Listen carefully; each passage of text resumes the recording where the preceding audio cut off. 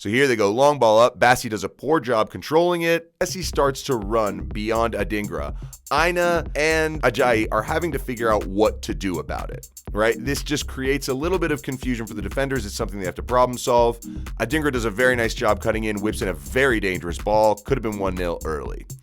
And as I've said, with all these clips, it's going to be a sign of things to come. This next one, this is really the attacking shape for Nigeria, what they were trying to do, and on the other hand, also what Côte d'Ivoire are trying to avoid. As the ball goes along the back three, Ajayi picks it up here, and you see Adingra running out in order to cut the ball out to Aina. They don't want the wingbacks for Nigeria to be utilized because they kind of are the key. If you can get the ball to the wingbacks, you can overload. So send them back inside. Once again, the ball goes back. The Ivorians sort of retreat. They've got good numbers. Here's the front three for Nigeria when Chukwueze and Lookman push up. And this right here is Sanusi as a left wing back. Now, he's wide open. So they want to try to find him if they can. Instead, they go inside again to Troost-Ekong. Once again, he doesn't really have options to go wide or inside here. He gives it to Ajayi, and this is crucial. Now that Chukwueze, as sort of the right-sided 10, comes over, Seri starts to follow him and leaves a hole in the middle. This is where Osimhen is able to check in, and Lookman is trying to play off of him, and if they can, try to get the ball to Sanusi. That is really what Nigeria's game plan was when they had the ball. Côte d'Ivoire did a very good job of trying to limit this by not allowing anyone to receive the ball in the midfield and turn, and not allowing any of the combinations that would link up to the wingbacks getting in.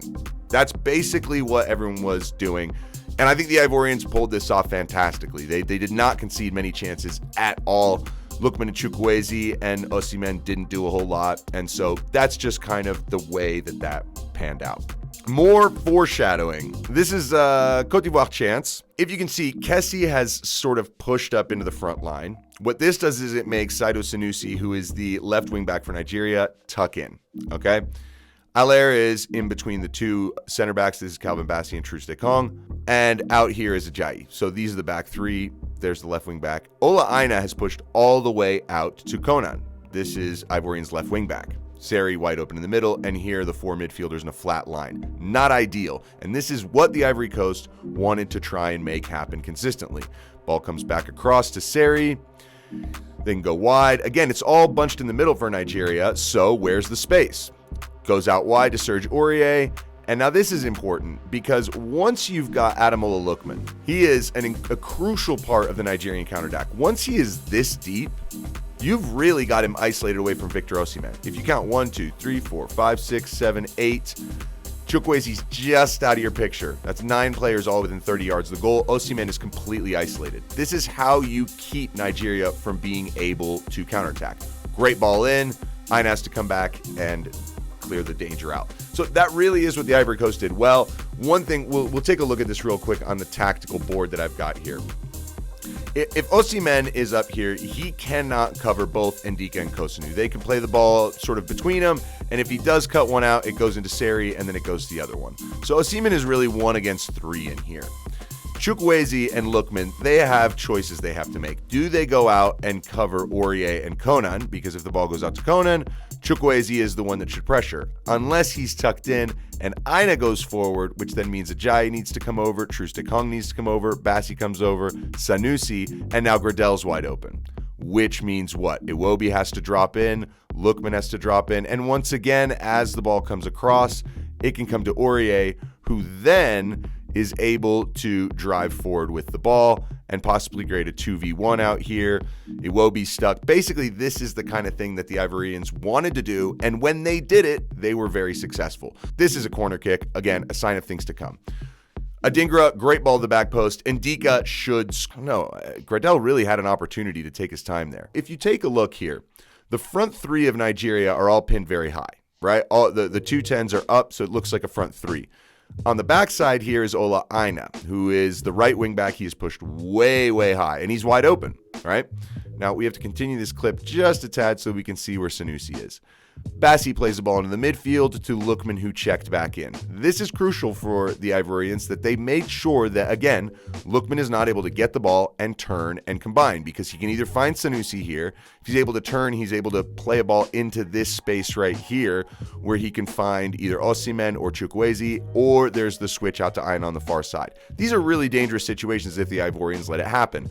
What they did well, Ivory Coast, is pinch in and not allow this. Now, when they're on the attack, one of the main things they wanted to do was involve Allaire sort of in the build-up whenever they could, and then try to use combination plays. Their legend, stoked. All right, so now we move into the second half, and there were really no changes. For Nigeria, it was really simple. So if we go back to the tactical board real quick here, Nigeria are in a situation where they're happy to defend with this sort of back five.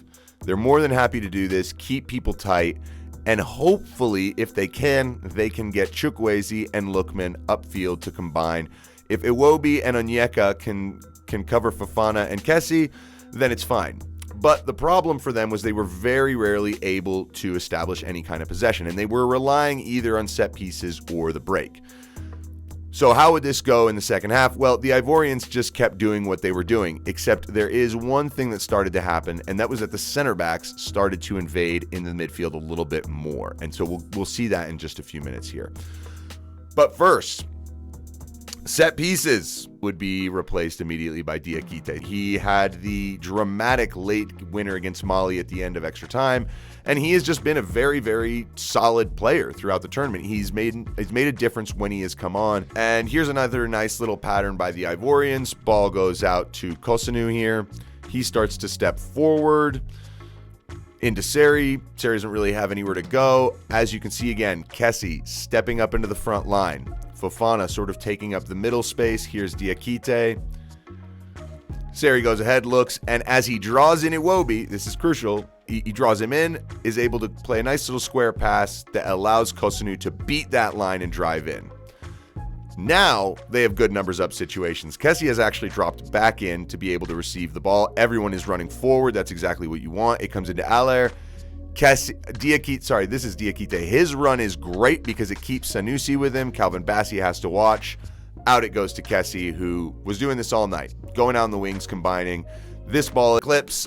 This is how I think the Ivorians went ahead and won the game. From the very beginning of the match, they really were the better team. From the very beginning, they were the side that you could tell was going to be if they kept up being aggressive, and if they pushed and used their style, which was completely all about dominating the game anyway, if they did that better, they would win, because the Nigerians were always going to just feed off scraps. It's actually kind of disappointing that they didn't approach the final with a little bit more vigor. The thing is, when they went behind, that was the first time in the tournament that Nigeria had gone behind, aside from the opening match, where Equatorial Guinea scored on them, and just 2 minutes later, the Nigerians equalized. So they'd been behind for only 2 minutes all tournament, and never in any kind of desperate situation where they needed to score. And you could kind of tell, because the rest of the match was desperate, just desperate attacking, lumping balls in the box. The Ivorians did a great job of suffering, getting through it, and ending up winning the match. Congratulations, félicitations aux éléphants, Côte d'Ivoire. I'm really excited for them. They were actually my tournament favorites. I just didn't think that they would have such an awful group stage, sack the manager. Emers Faye comes in, first time ever that a team has sacked a manager with the team still active in the tournament, meaning still capable of winning it. This has never happened before. Emers Faye, in his first 4 matches as a manager, wins the AFCON. What a story. So, look, I hope you've enjoyed this tactical breakdown. Thank you so much for stopping by. This is Campfire Football. I'm Sebastian North. Take it easy.